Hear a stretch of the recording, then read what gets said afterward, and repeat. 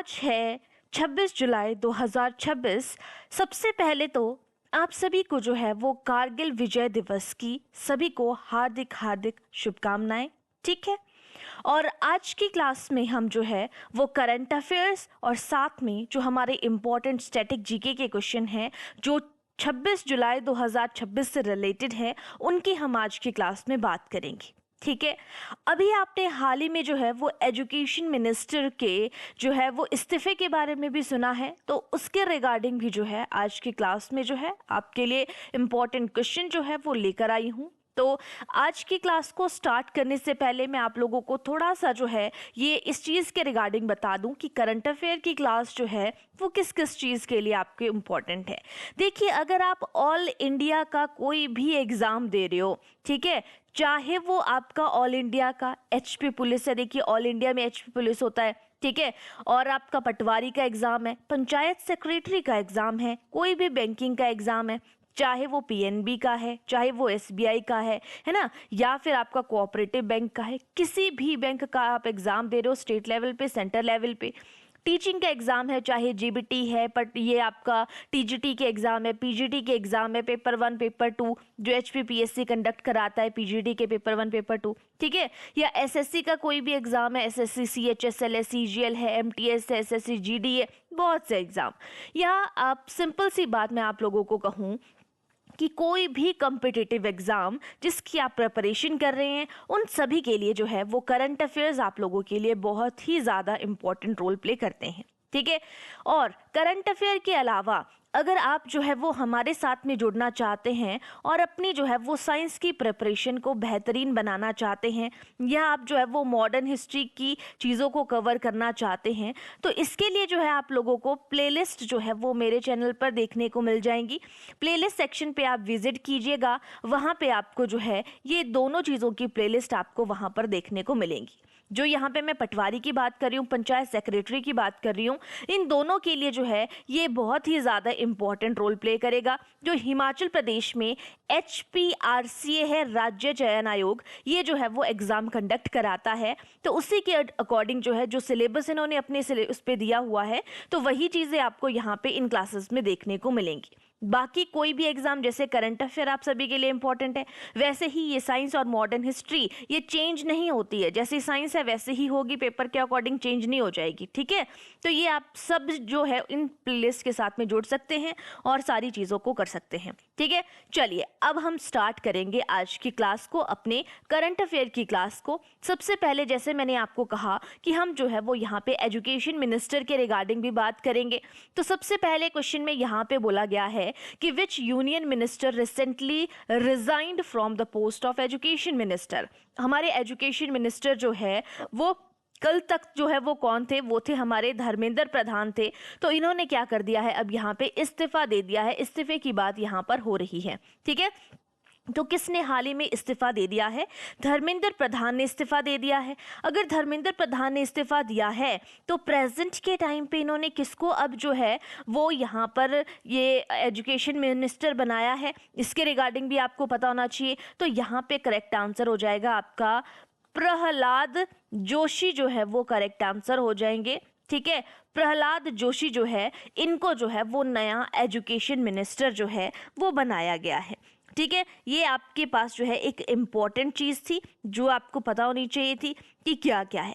अब देखिए, ये जो प्रहलाद जोशी हैं जिनके बारे में हम बात कर रहे हैं, यहाँ पे चलो मैं इनका नेम आपको हिंदी में भी यहाँ पे लिखवा देती हूँ,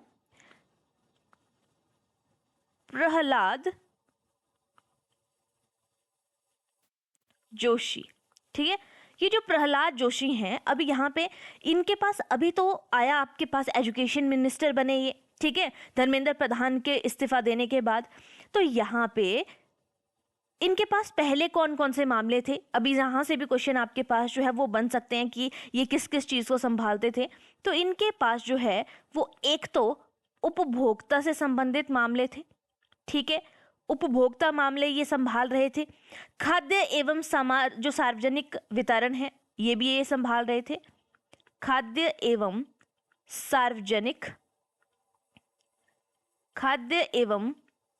सार्वजनिक वितरण जो है ये इनके पास था दूसरी चीज। तीसरी चीज नवीन एवं नवीकरणीय ऊर्जा मंत्रालय, ये भी इनके पास था। ठीक है, नवीन एवं नवीकरणीय ऊर्जा मामले जो हैं ये भी इनके पास थे। ठीक है, ये आपने यहाँ पे याद रखना है, जो चीज़ें मैंने आप लोगों को यहाँ पे बताई कि ये किन किन चीज़ों को संभाल रहे थे। तो हमारे प्रेजेंट में अब से जो है वो प्रधान यहाँ पे केंद्रीय मंत्री जो केंद्रीय आपके एजुकेशन मिनिस्टर जो है वो प्रहलाद जोशी हैं। इनके पास जो है एक तो उपभोक्ता मामले थे पहले से, खाद्य एवं सार्वजनिक वितरण, और तीसरा नवीन एवं नवीकरणीय ऊर्जा मामले। ये इंपॉर्टेंट आपके पास बन जाता है। इस्तीफा किसने दिया है? धर्मेंद्र प्रधान ने दिया है। इतनी चीज़ आपको यहाँ पे याद रखनी है। अब चल पड़ते हैं हम अपने नेक्स्ट क्वेश्चन की तरफ। नेक्स्ट क्वेश्चन यहाँ पे इसी के बारे में हम यहाँ पे सबसे पहले मैंने इसके बारे में आपके साथ में बात की थी। तो क्या कहा गया है कि विच एनिवर्सरी ऑफ कारगिल विजय दिवस is being celebrated across India on July 26, 2026। ठीक है, जुलाई 26 की बात जो आज की डेट है, यहाँ पे आज जो है वो क्या मनाया जा रहा है? कारगिल विजय दिवस मनाया जा रहा है। ठीक है, तो ये जो कारगिल विजय दिवस है इसकी कौन सी वर्षगांठ जो है यहाँ पे जो है वो मनाई जा रही है, सेलिब्रेट की जा रही है? यहाँ पे 25वीं एनिवर्सरी है, या फिर 26 है, 27 है, या फिर जो है वो आपके 28 है, ये यहाँ पे पूछा गया है। ठीक है, तो 27 नंबर की जो है वो वर्षगांठ यहाँ पे बनाई जा रही है। तो option number C correct answer हो जाएगा। 27 नंबर की जो है विजय गांठ। कारगिल विजय दिवस कब मनाया जाता है? कई बार डायरेक्ट आपसे पूछा जा सकता है। तो 26 जुलाई को जो है वो कारगिल विजय दिवस जो है वो मनाया जाता है। नेक्स्ट क्वेश्चन है, इंपॉर्टेंट क्वेश्चन है आपके पास, याद रखेंगे। In which Indian state has been established of the states first sovereign AI data center with an investment of 14,257 crore been announced recently। बोला गया है कि हाल ही में भारत के किस राज्य में 14,257 करोड़ के निवेश से राज्य का पहला सोवरन एआई डाटा सेंटर स्थापित करने की घोषणा की गई है? तो सोवरेन एआई डाटा सेंटर स्थापित हो रहा है। ठीक है, और वो कहाँ पे? भारत में हो रहा है। कौन से राज्य में हो रहा है एआई डाटा सेंटर स्थापित? तो वो हो रहा है ओडिशा में। Option number B correct answer होगा।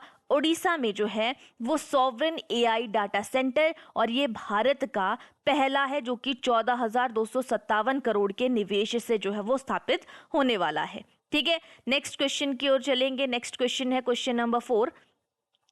क्वेश्चन नंबर 4 में क्या कहा गया है बात करेंगे।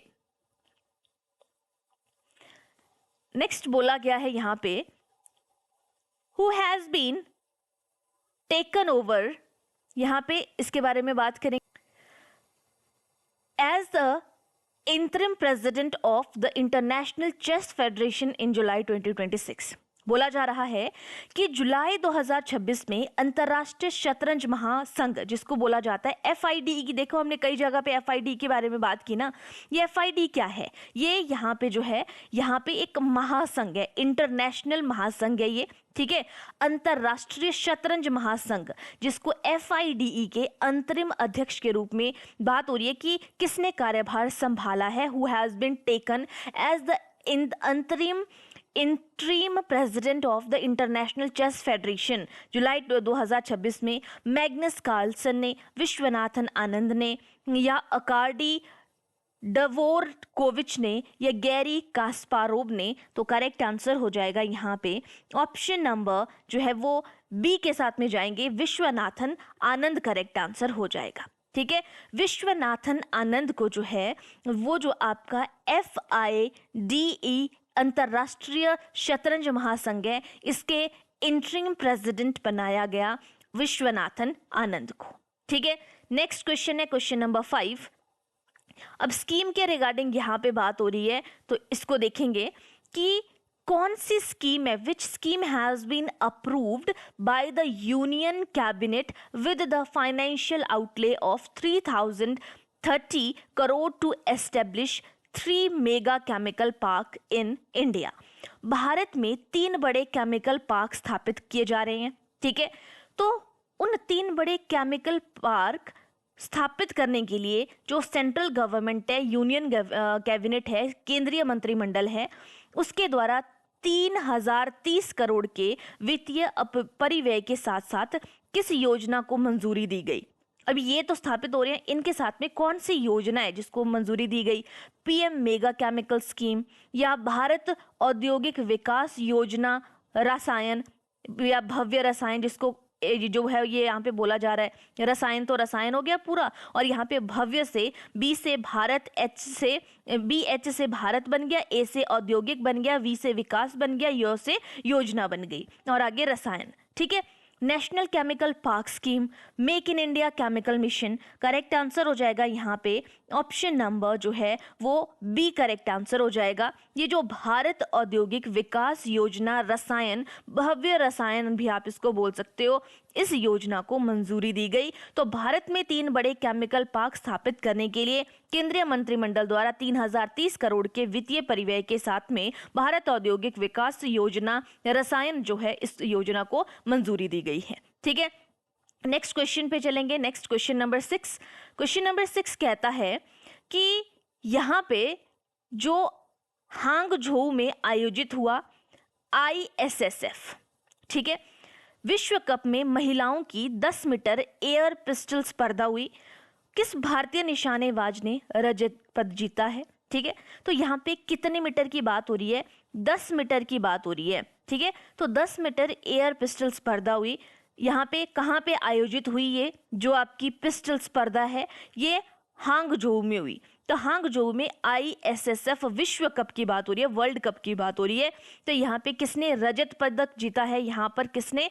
तो करेक्ट आंसर हो जाएगा मनु भास्कर, संयम, ईशा सिंह या रिदम सांगवान। तो करेक्ट आंसर हो जाएगा यहाँ पे संयम, ऑप्शन नंबर बी। महिलाओं की 10 मीटर एयर पिस्टल में वर्ल्ड कप की अगर हम यहाँ पे बात करें तो सिल्वर मेडल जीता है यहाँ पे भारत की संयम ने। ठीक है, नेक्स्ट क्वेश्चन है क्वेश्चन नंबर 7। ओंटारियो में आयोजित हुई आपकी यहाँ पे स्क्वैश से रिलेटेड, देखो बहुत सारी न्यूज़ आ रही है, आपने जुलाई मंथ में सुना होगा, बहुत सारी स्क्वैश के बारे में बात की हमने, जो टूर्नामेंट्स हैं। तो ये पता होना चाहिए कहाँ पे आयोजित हो रहा है, कौन जीता, किसने कैसा वहाँ पे प्रदर्शन किया। ठीक है, तो who become the first Indian player to reach back to back semifinals at the world junior squash individual championship held in Ontario?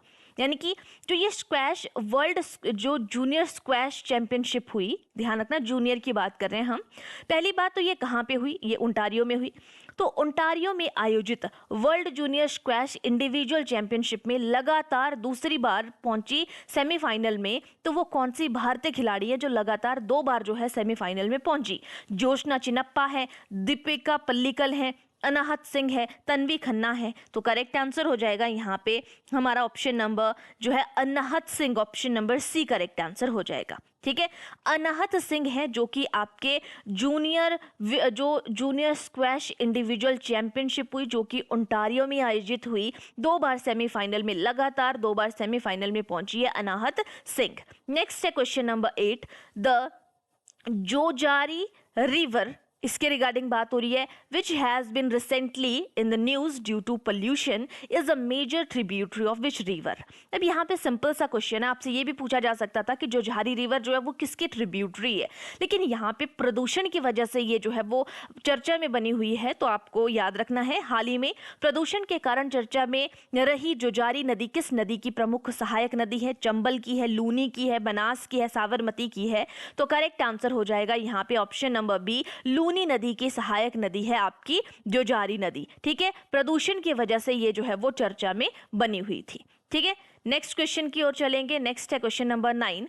हाल ही में बोला जा रहा है कि वैधानिक निकाय ने, जो वैधानिक निकाय यानी कि जो स्टैट्यूटरी बॉडी होती है ना, उसको बोला जाता है वैधानिक निकाय। ठीक है, वैधानिक निकाय ने अपनी संस्कृति से जुड़े जगन्नाथ धाम, नीलचक्र और महाप्रसाद जैसे पवित्र शब्दों के लिए ट्रेडमार्क पंजीकरण हासिल किया है। तो जो ट्रेडमार्क, कई बार आपसे क्वेश्चन इस तरीके से पूछा जा सकता है कि ट्रेडमार्क पंजीकरण जो है वो किन किन धार्मिक स्थलों ने जो है वो प्राप्त किया है? तो जगन्नाथ धाम, नीलचक्र और महाप्रसाद आप याद रखोगे। इन्होंने इन जैसे ये जो पवित्र शब्द हैं, ट्रेडमार्क पंजीकरण इन्होंने हासिल किया है।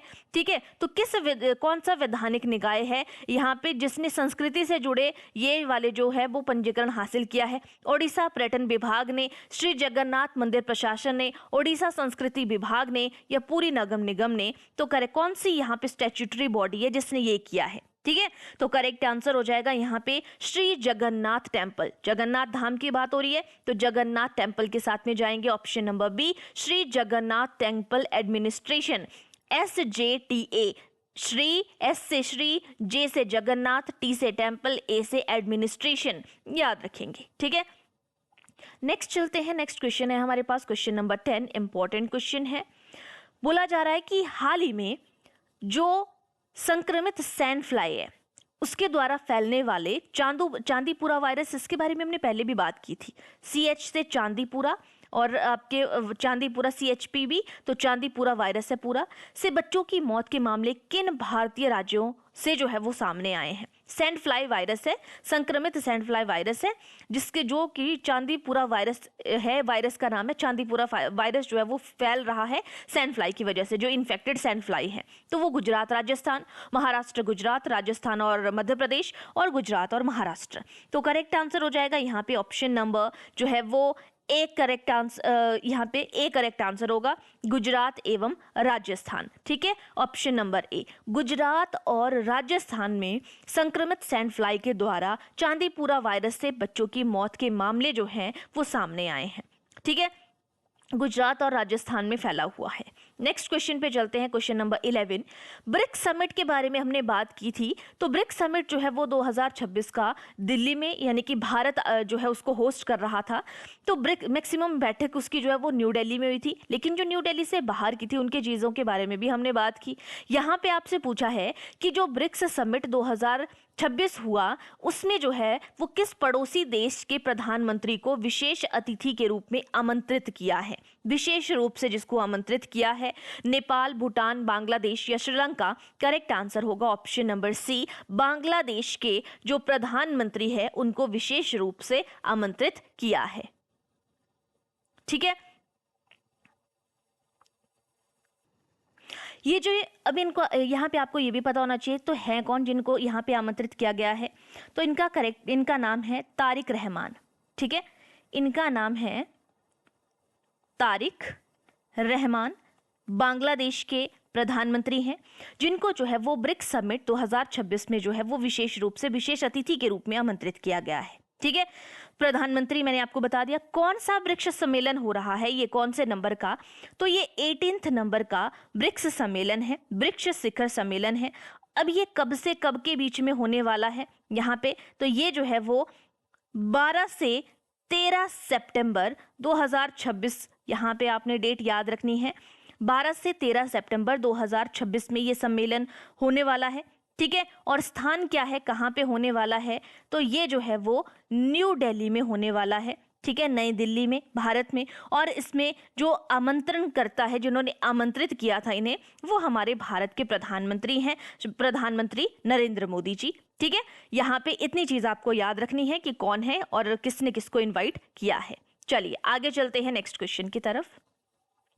नेक्स्ट क्वेश्चन में बोला गया है यहाँ पे, हाल ही में जो वित्तीय खुफिया इकाई है FIU, इंडिया के निदेशक के रूप में किसे नियुक्त किया गया है? ठीक है, फाइनेंशियल इंटेलिजेंस यूनिट, FIU की फुल फॉर्म है यहाँ पे वित्तीय खुफिया इकाई, जिसको फाइनेंशियल इंटेलिजेंस यूनिट हम बोल रहे हैं। तो who has been recently been appointed as the director of the FIU India?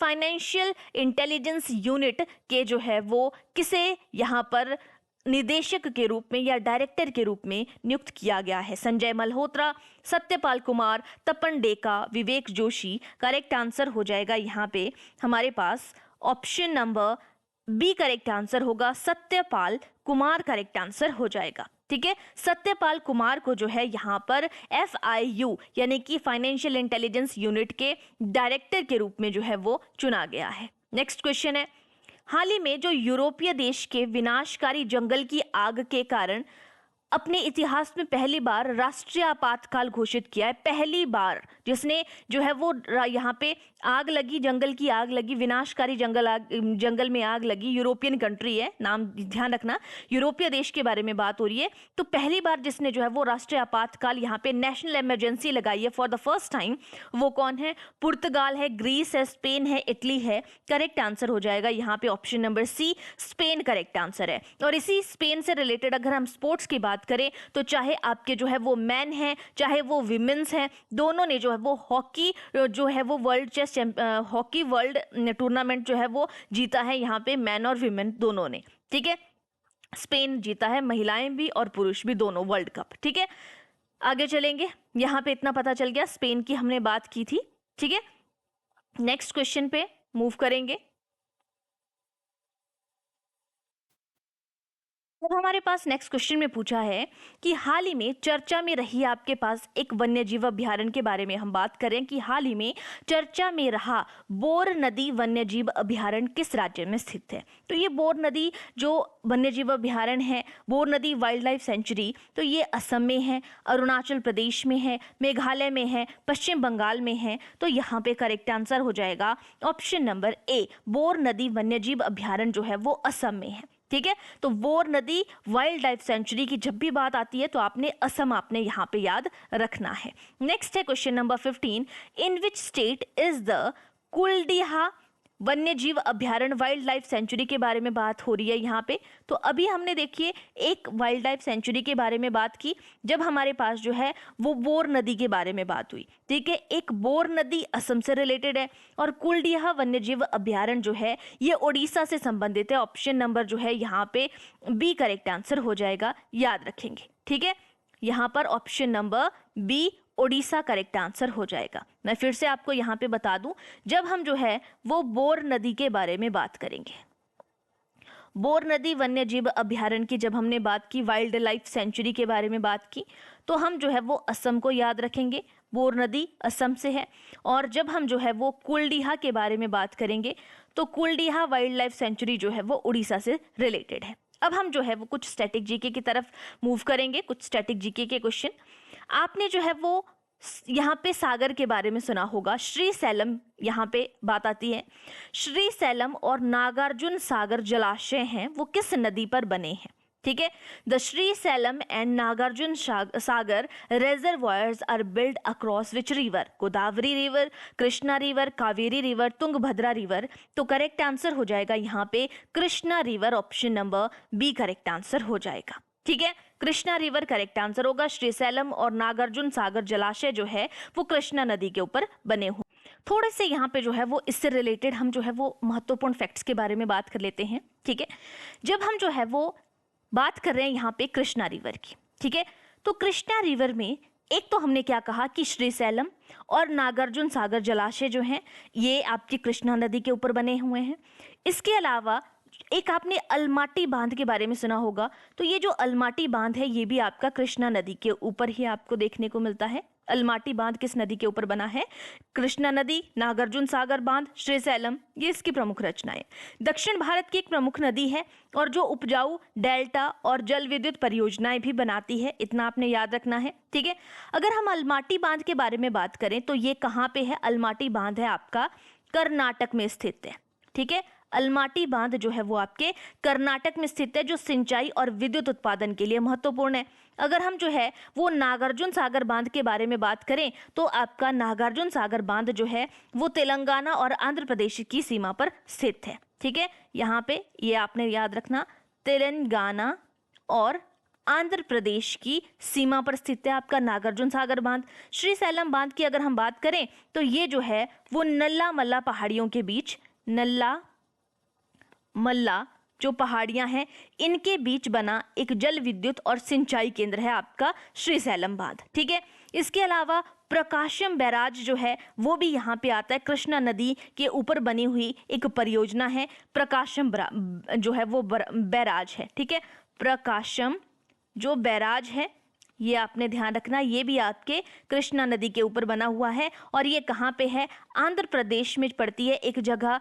Vijayawada, वहाँ पर है। ठीक है, आंध्र प्रदेश के विजयवाड़ा में स्थित है, जो डेल्टा क्षेत्र को पानी देता है, याद रखना। अगर आपसे बोला जाए कि ये जो आपकी कृष्णा नदी है इसका उद्गम कहाँ से है, तो याद रखना महाराष्ट्र से ये जो नदी है ये आती है। ठीक है, तो महाराष्ट्र के एक सतारा जिले में यहाँ पे महाबलेश्वर है, ये आपने याद रखना। महाबलेश्वर, महाबलेश्वर महाराष्ट्र के महाबलेश्वर के पास एक पश्चिमी घाट है, वहां से निकलती है, या आप सिंपल बोल सकते हो महाराष्ट्र के महाबलेश्वर से आपकी कृष्णा नदी निकलती है। ठीक है, कहाँ कहाँ पर जो है ये आपकी कृष्णा नदी है जो बहती है, तो अगर हम यहाँ पे बात करें प्रवाह वाले इसके, तो पहले तो ये बता दूं मैं कितनी किलोमीटर है, ये 1400 किलोमीटर जो है ये नदी है, ये बहती है यहाँ पे भारत में। और अगर हम बात करें कि कहाँ कहाँ पे है, तो देखो महाराष्ट्र से निकल रही है ना ये, तो सबसे पहले महाराष्ट्र हो जाएगा, फिर उसके बाद जो है वो नीचे की तरफ जाएगी, ये महाराष्ट्र के बाद कर्नाटक में जाएगी, कर्नाटक के बाद जो है ये जो है वो तेलंगाना में जाएगी, तेलंगाना हो जाएगा, उसके बाद आंध्र प्रदेश हो जाएगा। ठीक है, उससे बहते हुए फिर लास्ट में जो है ये वे ऑफ बंगाल में चली जाती है। ठीक है, कहाँ पे गिरती है, आपसे ये क्वेश्चन भी कई बार पूछ लिया जाता है, तो वे ऑफ बंगाल में जो है ये नदी निकलती जाती है। तो 4 यहाँ पे मैंने आपको भारतीय राज्य बताए, महाराष्ट्र, कर्नाटक, तेलंगाना, आंध्र प्रदेश, ये जो नदी है ये बहती है। इसकी सहायक नदियाँ भी आपको पता होनी चाहिए कि इसकी ट्रिब्यूटरीज कौन कौन सी हैं। तो इसकी ट्रिब्यूटरी जो है वो सबसे पहले अगर हम बात करें, सबसे बड़ी जो आती है वो आती है तुंगभद्रा। ठीक है, सबसे बड़ी आती है आपके पास यहाँ पे तुंगभद्रा, सबसे बड़ी सहायक नदी। उसके अलावा हमारे पास जो भीमा है वो भी इसी की सहायक नदी है। तीसरी अगर हम बात करें कोयना, जो एग्जाम में पूछी जाती है ना, उनके बारे में मैं आपको ज़्यादा यहाँ पे बता रही हूँ, कोयना है ये भी आती है। उसके अलावा जो घाट प्रभा है, तो घाट प्रभा भी जो है वो इसी की सहायक नदी है। इतनी चीज़ आपने याद रखनी। यह नदी बंगाल की खाड़ी में मिलने से पहले जो है वो 120 किलोमीटर लंबी तट रेखा के साथ एक अत्यंत उपजाऊ डेल्टा भी बनाती है, ये भी आपको पता होना चाहिए। ठीक है, ये मैंने कृष्णा नदी के रिगार्डिंग आपको सारी इंपॉर्टेंट चीज़ें जो हो सकती थी वो यहाँ पे मैंने इसके ऊपर आपको सारी चीज़ें बता दी। ठीक है, आगे चलते हैं नेक्स्ट क्वेश्चन की तरफ। ये हमारा पहला स्टैटिक जीके का क्वेश्चन था। अब आपको कृष्णा नदी के रिगार्डिंग कोई डाउट नहीं रहना चाहिए। अब यहाँ पे पॉलिटी के रिगार्डिंग क्वेश्चन पूछा गया है। बोला गया है पॉलिटी में कि भारतीय संविधान का कौन सा अनुच्छेद है जो चुनाव आयोग को चुनावों के अधीक्षण, निर्देशन और नियंत्रण की शक्ति प्रदान करता है। भारतीय संविधान का कौन सा अनुच्छेद है जो इलेक्शन कमीशन से रिलेटेड है। सिंपल सी आप बात बोलोगे, जो इलेक्शन कमीशन की पावर से रिलेटेड है, तो आपका आर्टिकल 324 करेक्ट आंसर होगा। बाकी आपको किसी चीज़ के बारे में सोचने की ज़रूरत नहीं है। आर्टिकल 324, क्योंकि बाकी चीज़ें जो आगे आपको दिया हो ना, चुनावों के अधीक्षण, निर्देशन, नियंत्रण, तो ये आप सिंपल सा बोल सकते हो कि इलेक्शन कमीशन से रिलेटेड आपका आर्टिकल 324 है। ठीक है, इसके अलावा ऑप्शंस की अगर हम बात करें तो आपका जैसे यहाँ पे आर्टिकल 320 है, ये आपको पता होना चाहिए। ठीक है, तो 300 आर्टिकल जो है जो पब्लिक सर्विस कमीशन है, ठीक है, यूपीएससी के, यहाँ पे मैं आपको बता दूं यूनियन यूपीएससी के कार्यों से रिलेटेड है। ठीक है, यूपीएससी के कार्यों से, फंक्शन से रिलेटेड है आपका article 320 function of public service commission. इसके तहत जो आपका यूपीएससी है या आपका जो है वो राज्य लोक सेवा आयोग है, इसका कर्तव्य होता है कि वे सरकारी सेवाओं में नियुक्तियों के लिए परीक्षाओं का संचालन करे। ये आता है आपके पास कि यूपीएससी के कार्य क्या हैं। ठीक है, फिर उसके बाद आर्टिकल 326 है, तो ये जो है वो आपका अडल्ट सफरेज से संबंधित आता है। ठीक है, अडल्ट सफरेज का मतलब क्या है, जो वयस्क मताधिकार है, तो वयस्क मताधिकार से संबंधित है आपका आर्टिकल 326।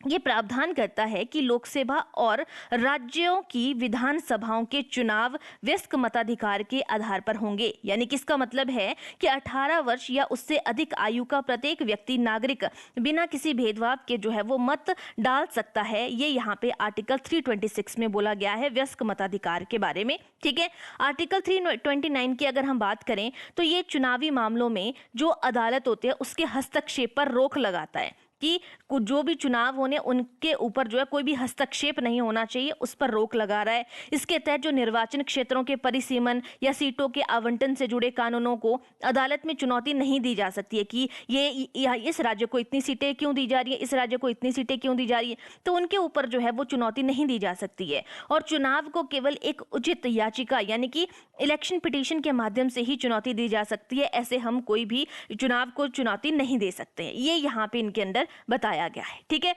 चलिए आगे चलते हैं नेक्स्ट क्वेश्चन पे। क्वेश्चन नंबर 18, कारगिल विजय दिवस कब मनाया जाता है? तो अभी हमने इसके बारे में 2-3 बार बात कर ली, तो ये जो है वो आपका 26 जुलाई करेक्ट आंसर हो जाएगा। ठीक है, option number C correct answer हो जाएगा। नेक्स्ट है चांदीपुरा वायरस के बारे में हमने बात की थी, ये भी हमने पीछे देख लिया। तो चांदीपुरा जो वायरस है ये आपका सैंड फ्लाई जो रेत मक्खी होती है उसका एक प्राथमिक यानी कि प्राइमरी वेक्टर है। Option number C correct answer हो जाएगा। नेक्स्ट है पन्ना टाइगर रिजर्व जो है वो किस राज्य में स्थित है? तो पन्ना टाइगर रिजर्व जो है राजस्थान में है, मध्य प्रदेश में है, या आपका उत्तर प्रदेश में है, या छत्तीसगढ़ में है। तो यहाँ पे आपका करेक्ट आंसर क्या होना चाहिए, ये यहाँ पे पूछा गया है। ठीक है, तो ये इसका करेक्ट आंसर होगा Madhya Pradesh. Option number B correct answer होगा। मध्य प्रदेश में जो है वो पन्ना टाइगर रिजर्व है। Option number B correct answer हो जाएगा। अब टाइगर जो रिजर्व है इनके रिगार्डिंग जो भी महत्वपूर्ण कॉन्सेप्ट है उनके बारे में बात कर लेंगे। तो टाइगर रिजर्व की बात करें अगर हम, तो आपका जो प्रोजेक्ट टाइगर है, एक प्रोजेक्ट था हमारा जिसको हमने कहा प्रोजेक्ट टाइगर। ये प्रोजेक्ट टाइगर जो है वो कब शुरू किया गया था? 1973 में। ठीक है, यह भारत सरकार के द्वारा 1973 में शुरू किया गया था और ये एक केंद्रीय प्रायोजित योजना भी है। ठीक है, इसका मेन ऑब्जेक्टिव क्या था, क्यों जो है ये टाइगर रिजर्व शुरू किया गया था? क्योंकि जो हमारे बंगाल टाइगर है ना, बंगाल टाइगर को संरक्षित करने के लिए जो है ये जो है वो शुरू किया गया था प्रोजेक्ट टाइगर। ठीक है, बंगाल टाइगर की आबादी और उनके प्राकृतिक आवासों को बचाना था, इसीलिए। अगर हम यहाँ पे जोन की बात करें तो 2 जोन की बात करते हैं। एक कोर जोन होता है जिसको क्रिटिकल टाइगर हैबिटेट बोलते हैं, एक बफर जोन होता है। ठीक है, उसके अलावा आपको जो तीसरी चीज यहाँ पे पता होनी चाहिए कि सबसे बड़ा कौन सा है, सबसे छोटा कौन सा है, सबसे ज्यादा टाइगर कहाँ पे हैं, या टोटल कितने टाइगर रिजर्व है वो पता होना चाहिए। तो अगर हम टोटल टाइगर रिजर्व की बात करें, भारत में टोटल टाइगर रिजर्व कितने हैं, तो करेक्ट आंसर होगा यहाँ पे 58। ठीक है, टोटल टाइगर रिजर्व है 58। और सबसे बड़ा टाइगर रिजर्व अगर हम बात करें तो सबसे बड़ा आ जाएगा आपके पास Nagarjuna Sagar. Nagarjuna Sagar Srisailam tiger reserve, Nagarjuna Sagar Srisailam tiger reserve. और ये कहाँ पे है? ये आपका आंध्र प्रदेश और तेलंगाना में है।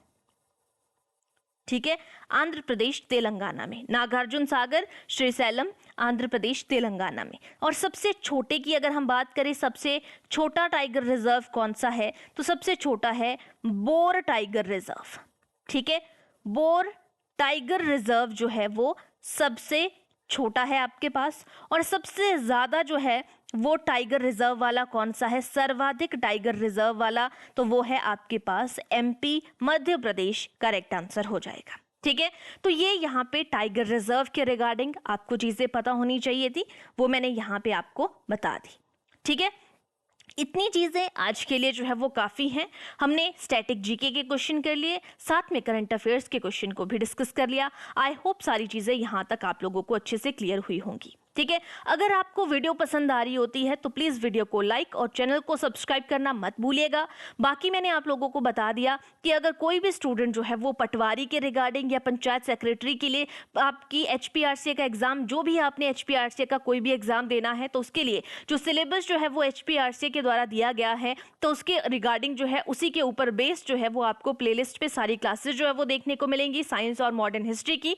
बाकी करंट अफेयर्स और साथ में आपका स्टैटिक जीके तो चला ही है। ठीक है, तो आज के लिए हम इतना ही करेंगे। और अगर आपका कोई भी डाउट है तो आप कमेंट सेक्शन पे छोड़ दीजिएगा, आपको वहां पे उसका आंसर मिल जाएगा। ठीक है, तो आज के लिए इतना ही। बाकी मिलते हैं नेक्स्ट क्लास में कुछ न्यू इंटरेस्टिंग क्वेश्चंस के साथ में। Thank you.